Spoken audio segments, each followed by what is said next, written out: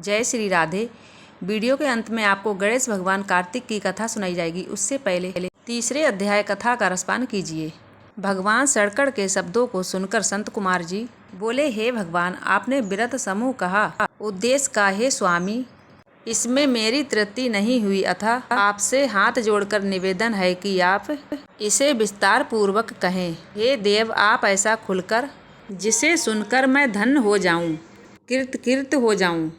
इस पर सुरेश्वर ने संत कुमार से कहा, हे योगेश, जो विद्वान सावन मास नक्त विरत कर व्यतीत करता है, वह 12 मासों में इस नक्त विरत का फल भोगता है। दिवस की समाप्ति के 3 घटी पूर्वक रात्रि भोजन नक्त विरत के नाम से जाना जाता है। इस नक्त भोजन में सूर्यास्त के पहले 3 घंटे के समय को त्याग कर अब श्रेष्ठ समय लिया है। सूर्यास्त के पहले 3 घंटे को संध्या काल कहा जाता है। आहार, मृथुन, निद्रा तथा स्वाध्याय, इन चारों कार्यों को सायं काल में बिल्कुल नहीं करना।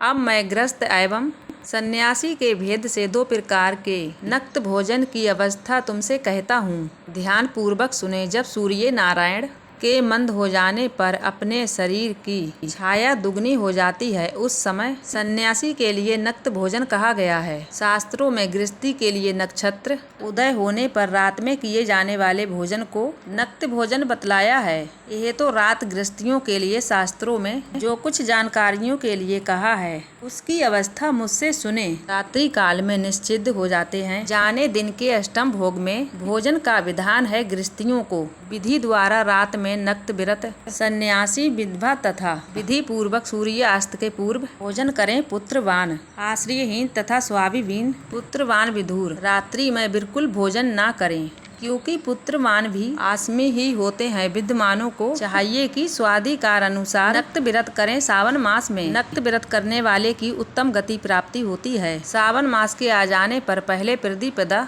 प्रातः काल यह संकल्प लेना चाहिए, 1 मास तक ब्रह्मचर्य व्रत धारण करके प्रतिदिन प्रातः काल स्नान करूंगा। नक्त विरत रात्रि शयन तथा प्राणियों के दया का व्यवहार करूंगा। प्रभु, यदि मैं इस व्रत के आरंभ होने के पश्चात और इसकी समस्त पूर्वक मर गया तो हे दीनानाथ जगत पते, उस समय आपके प्रसाद से मेरा यह व्रत पूर्ण हो। इस प्रकार मास के आरंभ में संकल्प लेकर नक्त विरत करना चाहिए। भगवान शंकर ने कहा, इस प्रकार नक्त विरत करता हुआ व्यक्ति अति प्रिय हो जाता है। अति रुद्र से ब्रह्मांड द्वारा स्वयं रुद्र के 1 मास तक जो अभिषेक करता है, हे ब्रह्मांड, उस पार में प्रसन्न होता है, क्योंकि जैसा ही तुम जानते हो मुझे जल धारा अति प्रिय है।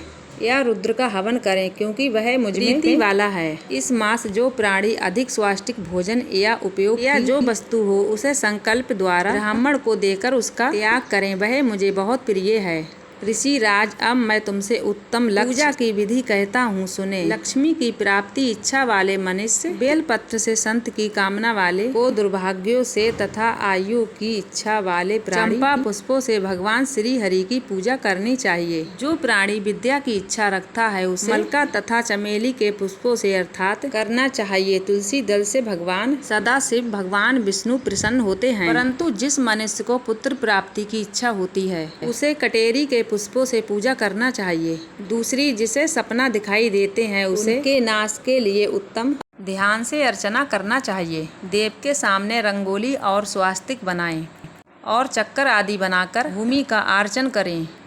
मनुष्य को संपूर्ण कामनाओं की सिद्धि के लिए सब पुरुषों से अर्चन करना चाहिए। यदि प्राणी लक्ष्मी पूजा करता है तो भगवान सदा शिव प्रसन्न हो जाते हैं। अंत में उन्हें उद्यापन करना चाहिए।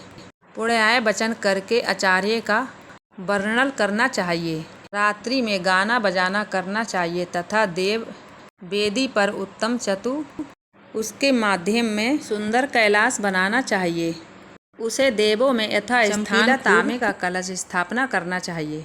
पंचबल्ब तथा स्वच्छ वस्त्र धारण करना चाहिए। पार्वती भगवान सदा शिव की सोने की मूर्ति को पंचामृत से स्नान करवाकर स्थापित करके अर्चन करें। नैवेद्य युक्त धूप, दीप, गीत, वाद्य, नृत्य तथा देव शास्त्र पुराण द्वारा रात में जागरण और प्रातः काल स्नान शास्त्रोक्त विधान से वेदी बनाना चाहिए। तिल, घृत, प्यास, मूल मात्र गायत्री शिव सहस्त्र नाम से हवन करना चाहिए। शर्करा एवं घृत युक्त चावल से हवन करना चाहिए। फिर हवन पूर्ण करके आरती कर देना चाहिए। प्रातः वस्त्र अलंकार भूषण से आचार्य का अर्चन करना चाहिए। ब्राह्मणों का पूजन करके उन्हें दक्षिणा देना चाहिए। जिन मंत्रों से उमापति की पूजा अब उस चीज का दान करना चाहिए। सोने की मूर्ति बनाकर भगवान श्री सदाशिव को अर्पण करनी चाहिए। यदि 1 मास तक दीप जलाया हो तो उसे दान में दे देना चाहिए। संपूर्ण इच्छाओं की पूर्ति के लिए घृत से सहयोग करना चाहिए। बनाकर देवताओं से क्षमा अर्चना करने के बाद 100 ब्राह्मणों को भोजन करवाना चाहिए। हे मुनिश्रेष्ठ, इस प्रकार जो मेरा करना चाहिए, पवित्र निरंगर तोमर बनाकर मंडप में प्रवेश होकर देव पाठ से जागरण करना चाहिए। इस प्रकार जो मेरा पूजन करता है उस पर मैं अति प्रसन्न। यदि सावन मास में यह कार्य के करने से अनंत फल की प्राप्ति होती है। यदि इस मास में अपनी किसी प्यारी चीज का त्याग कर वह चीज मुझे अर्पण की जाती है तो तुम मुझसे उसका फल सुनो। इस लोक अर्थात परलोक में वह वस्तु अधिक लाख गुना प्राप्त होती है। फल की इच्छा त्याग कर पर यही फल होता है। निष्काम करने पर उत्तम गति की प्राप्ति होती है। जो मेरा भक्त रुद्री पाठ करता है वह प्राप्ति अक्षय करोड़ वर्ष तक रुद्रलोक में जाकर निवास करता है।